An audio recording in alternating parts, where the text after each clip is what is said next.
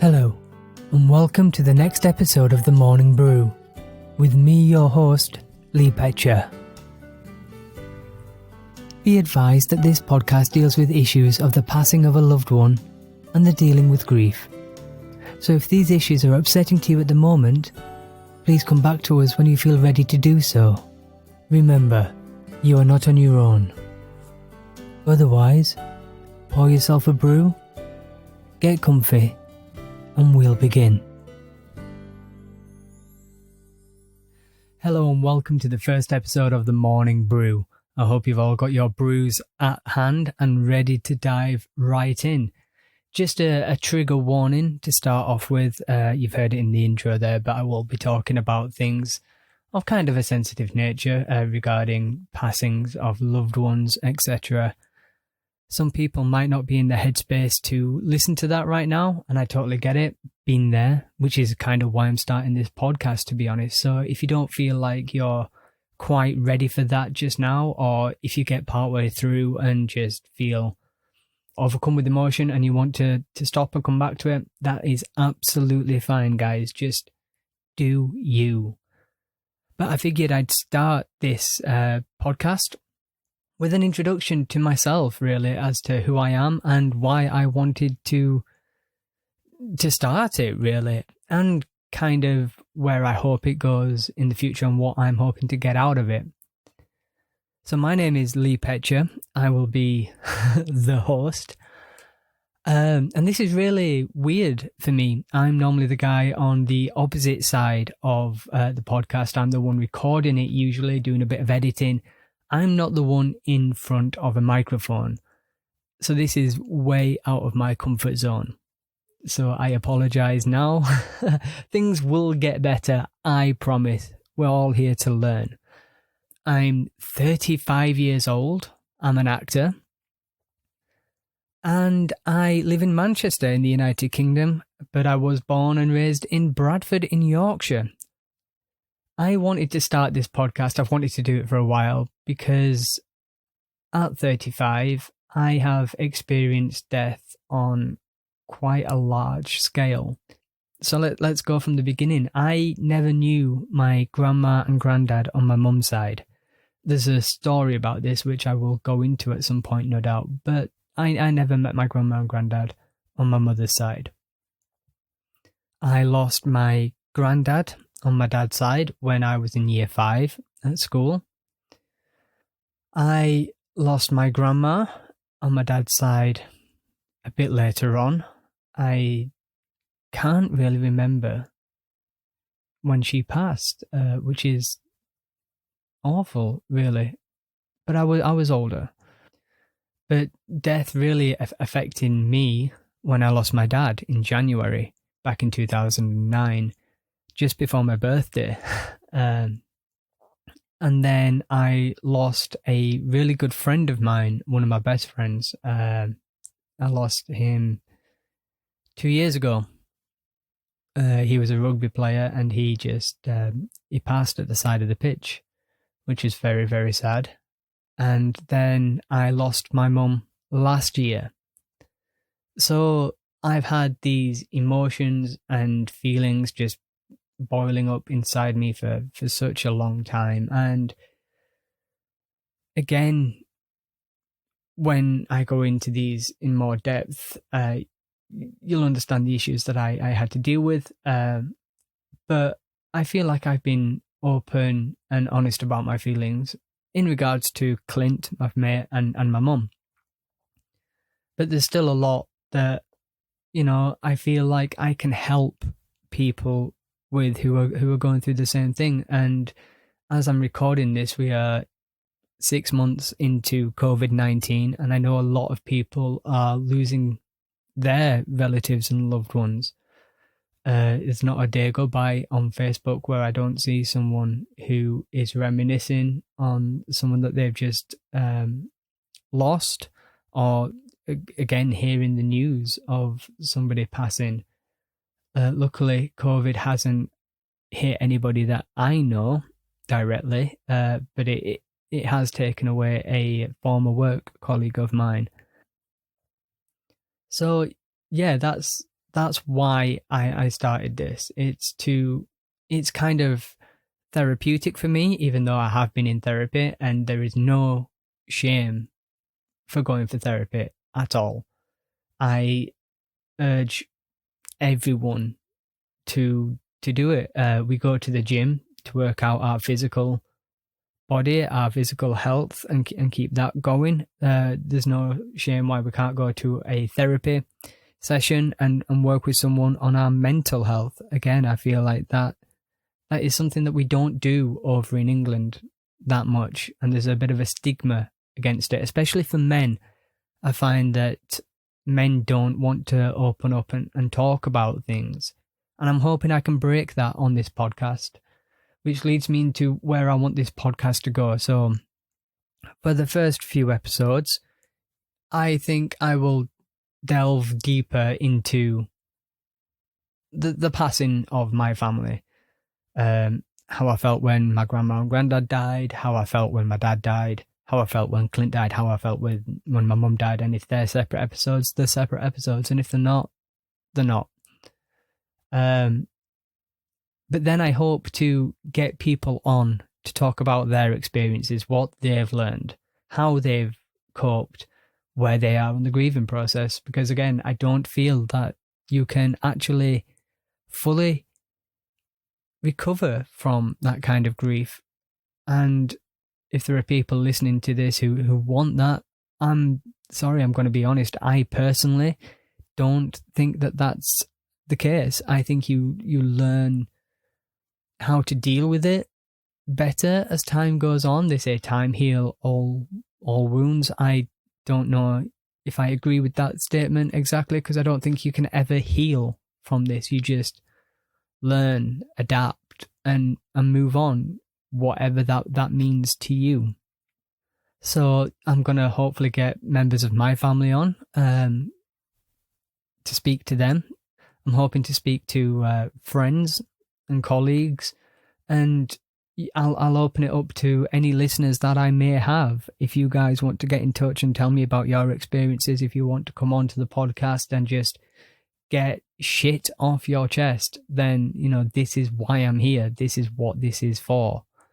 So please get in touch. Get in touch with me at the Mourning Brew on Twitter, or email me at themorningbrew@gmail.com. And yeah, I endeavour to get back to I endeavour to get back to all of you, because it is shit. It is a shit situation. And there are times where you do feel like you're alone. And even though you have people around you, God, I did. I had so many people message me going, "Oh, if you need me, I'm here, if you want to talk." And these people are people that I wouldn't necessarily talk to anyway. So why am I going to go and open up my heart and my emotions? How am I going to be so vulnerable in front of all you guys who I hardly talk to anyway, to help me through this? But then there are family sometimes around you.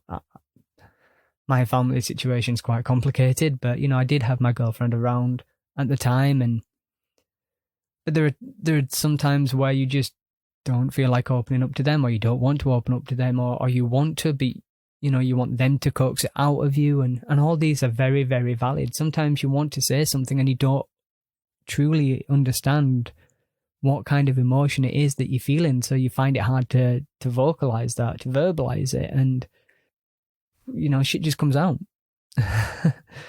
And people deal with it in many, many different ways, and some ways are healthier than others, but I won't say any way is right or wrong. And we just go into our coping mechanisms, whatever they are, and they're kind of instilled from you from your childhood, from growing up, from seeing how other people in your life deal with these kind of emotions. So it's totally understandable. But yeah, it would be interesting to hear other people's experiences. And again, I hope this is kind of therapeutic and cathartic. It will be for me, talking about all these issues, just getting it off my chest, and hopefully somebody's listening. But hopefully it will be for other people.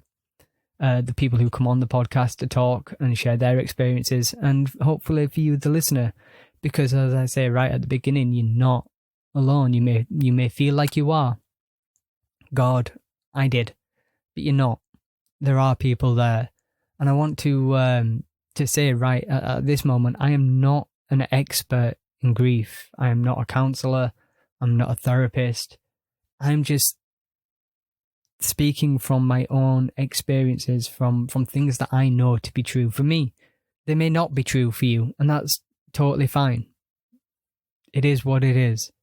But hopefully just listening to me talk and ramble on will help you in whatever stage you're at. And guys, please do check out all the different charities and all the information that is out there, to help you. I didn't at the time. I struggled through this on my own. But there's a wealth of information out there, and it's just a click away on Google. So one of the other reasons I wanted to start this podcast is to start a conversation between people who your loved one may not have passed yet, but it is unfortunately imminent. And I want to share regrets, maybe? I don't know if regret is the right word, but I want to share pieces of advice I wish I had adhered to when I could have. Mainly because at the beginning of this podcast, I mentioned that I didn't have the chance to meet my grandma and granddad Smith. Grandma and granddad on my mum's side. They passed before I was born. And it never occurred to me that my mum didn't have parents. It occurred to me I didn't have that set of grandparents, but it never truly clicked that they were my mum's mum and dad. And we did have the odd conversation about them. But I don't know, one and one just never made two. It was just a thing, and it just seemed normal. But knowing what I'm going through now, having lost both my parents, I can only imagine what my mum must have gone through at the time when she lost hers. At the moment of recording, I don't have any children of my own. None are imminent, should we say, but, never say never. But at this particular moment in time, I don't have any offspring, any children, any dependents. But when I do, I want them to know who my parents were. I want them to know that my parents, their grandma and granddad on my side, would have loved them dearly. And I want them to know absolutely everything. Now, me being born was something of, well, the chances of any of us being born is a miracle.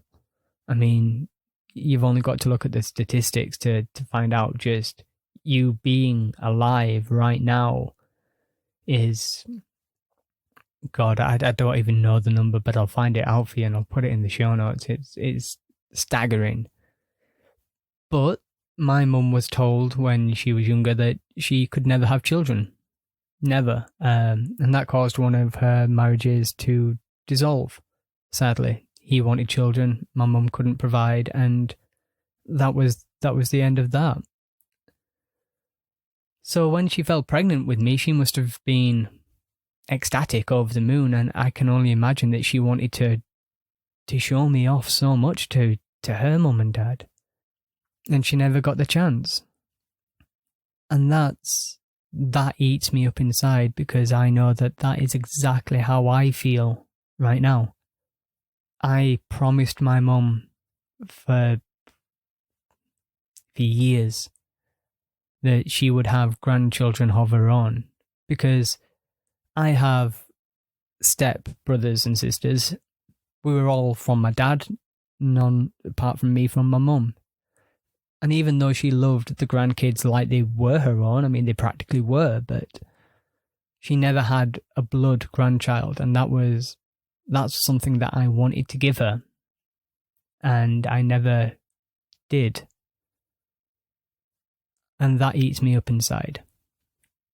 So I guess the conversation I want people to start having with parents, grandparents, friends, just whoever, is get to know them, get to know their life. I am filled with questions that I will never get the answer to now.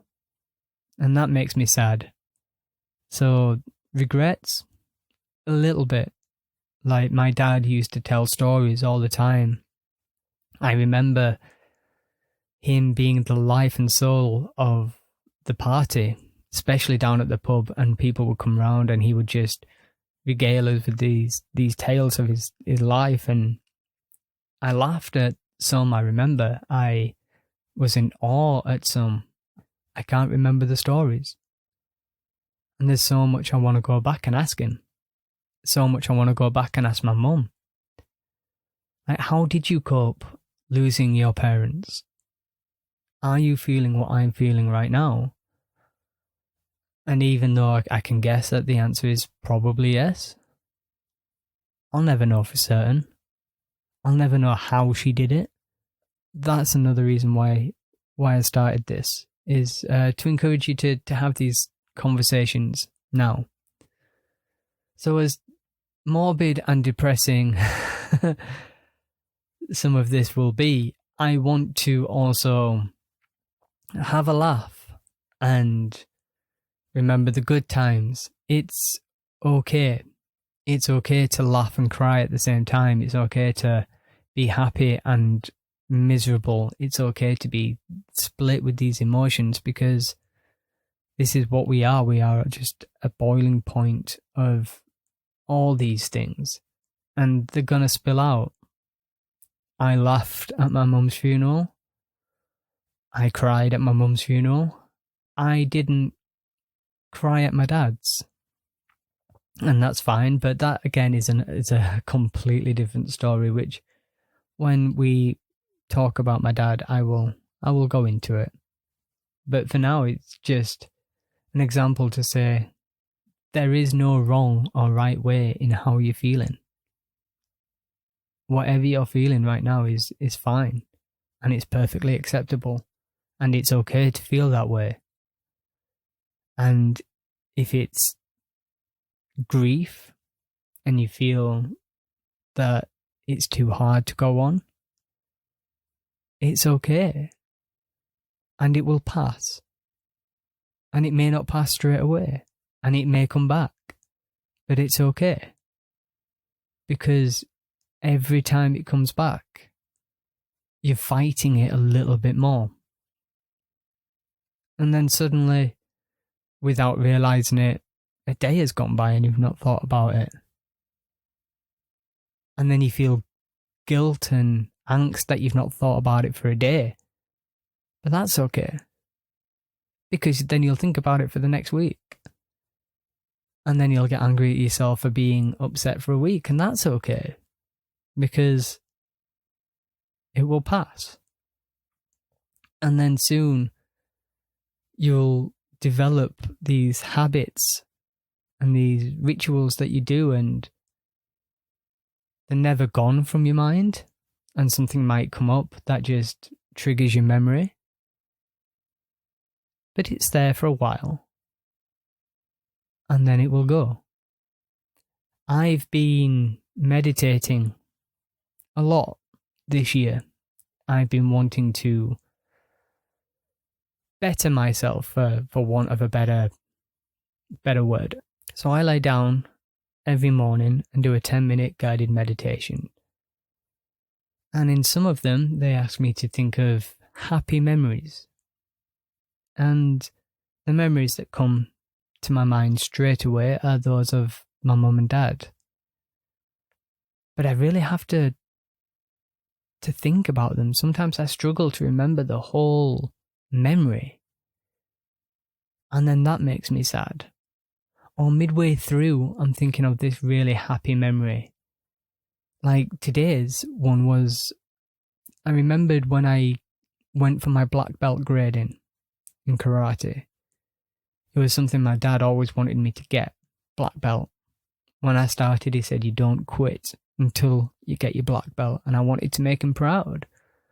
So I remember going for this grading in Blackpool, and it was a weekend, and my mum used to take me to all my karate training sessions. So she was there, my dad was there to see me get this black belt, and it should be such a happy memory because I got it. I made my dad proud. My mum she never wanted to watch me fight, which is understandable, but she was over the moon for me because she'd been there for every step. But yet I couldn't help but feel sad that I will never have that again. I've got that memory, and that memory is great, but I will never be sat in a room with my mum and dad again, looking at me the way that they looked at me that day. And it's things like that that just catch you off guard. So I'm trying to do this positive mindset meditation, and I'm sad. But again, it's okay. It passed. As I record this podcast, I am in the spare bedroom of the flat. And in this bedroom, there's a picture that I had framed to put at the bottom of my mum's coffin for her funeral. And in the picture, she's wearing this Scottish hat with ginger hair. She's got her hands on her hip, and she is giving this cheesy smile. If you knew my mum, this picture, it sums her up. I mean, this was her way of life. She would make herself look as ridiculous as possible just to cheer everybody else in the room up. And I thought, well, it's a funeral, everyone's going to be sad. So my mum would want to make everybody smile. And that is what I'm looking at right now. And right next to that is another picture. It's of my dad, and I believe we're in Spain in this picture, but it's just of him. And he is feeding these birds. And that isn't like my dad at all. But it was. He had a rough exterior, but a very kind and gentle interior. And that's how I like to remember him. It's how I like to remember them both. But here's the other thing, you see. People tell you to remember the good times, forget about the bad times. And to an extent, that's true. But the bad times informed the good times. How do you know a good time was a good time if you didn't go through the bad times? You grew in the bad times. No one ever grows in the good times. You never learn anything from the good times. You learn from the bad. You make a mistake, you learn, and then eventually you'll stop making that mistake and you'll grow. But when you're remembering people who have passed on, it's hard to remember the bad times. In fact, it's probably easier to remember the bad times than the good times, but it's hard emotionally when you remember the bad times because they hurt. And you don't want to think of them as either hurting you or being hurt. You don't want to think of them hurting you because, well, it's like you're dishonoring the dead. I know I've had that feeling before. But you've got to remember no one in this world is perfect. No one. God knows I'm certainly not. And I bet you guys listening, you're thinking you're not, and it's fine. It's okay not to be perfect. And it's okay to remember people who have gone now, that they weren't perfect too. They didn't have it all figured out. They're making it up as they go along. I think what gets me is you read these books and you listen to these motivational speakers and you watch these films or whatever it is that you do. And somewhere down the line, you'll come across people who have had to deal with death. They've had a near-death experience, of which I've had 3. Or they've lost someone close to them, which I have. And then suddenly that's the turning point. They now look at life differently. They know it's not infinite. They know they've only got a finite time here on Earth, and they're going to do with it what needs to be done. They're going to enjoy their remaining years. They're going to accomplish so many things. This is the part of the movie where things turn around for them. And it's not plain sailing by any stretch of the imagination, but, this is the fuel for the motivation that they need to get shit done. And again, as I said, I had 3 near-death experiences. I've lost my mum, my dad, both sets of grandparents, and my best friend. And I still feel like I'm scared of death. I am. Nothing terrifies me more than not being here. And I am still plodding my way through life. I don't have a set goal. I don't really know what I'm doing. And I feel like with all this that's gone on, I should. Right?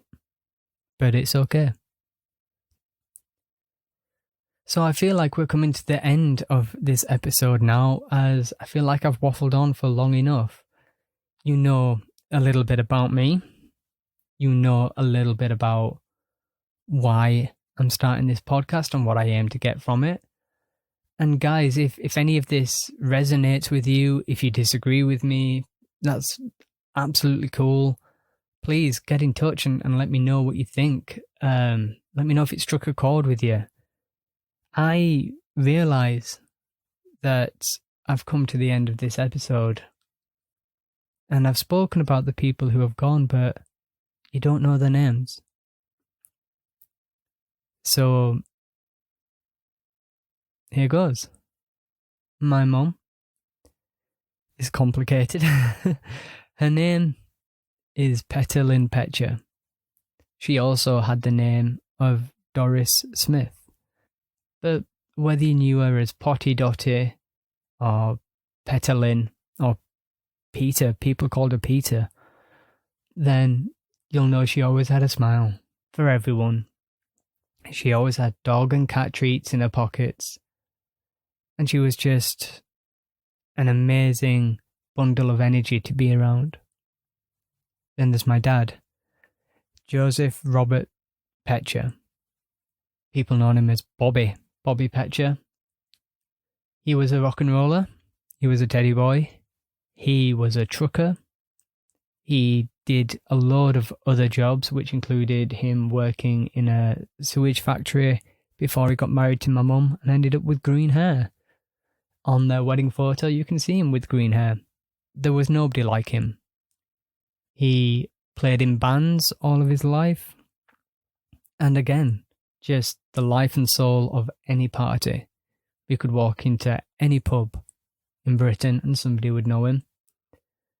My mum used to joke that we could go anywhere in the world and somebody would recognise him, which happened, funnily enough, when we went to Spain. We were walking down the high street and somebody went, "Bobby!"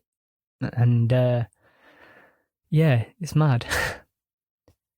And then my friend who died was Maxwell Clinton Blakely. A lot of people called him Max. I knew him as Clint. We met at Wycliffe Mount Upper School. We did plays together. We played rugby together. Went to Air Cadets together. he was one of those friends that you may not speak to in a while, but if you needed him, he was there like a shot. And then Grandma and Granddad on my dad's side, there was Margaret and Joe.